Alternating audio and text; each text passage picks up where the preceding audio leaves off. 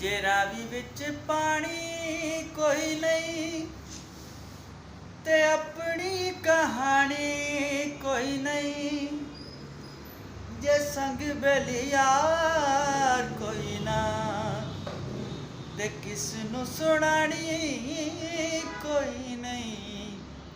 अखां च दरिया खोल के मैं जख्मां दे थां ते रोड़ लां, जे इत्थों कदी रावी लंघ जावे हाय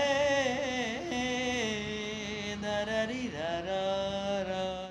अस्सलाम वालेकुम guys, this is Sajjad Ali junior.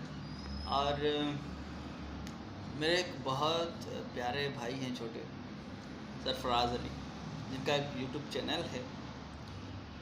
उस पर आपको पाकिस्तानी पुराने उर्दू सिंधी सॉन्ग्स की बहुत अच्छी कलेक्शंस, जो कि आपको स्टेटस के लिए चाहिए हों, या अगर आप पुरानी कलेक्शंस आप सुनना चाहते हैं सिंधी या उर्दू पुरानी कलेक्शन जो आपको कहीं नहीं मिलेगी, शायद आपको उस चैनल पे ज़रूर मिलेगी। और उनका चैनल आप देखें, डिस्क्रिप्शन में उनकी लिंक आ जाएगा आपके, और आप देखें तो उनका चैनल पे मैंने एक बात देखी कि जो गाने मुझे कहीं से नहीं मिले वो वहीं से मिल गए।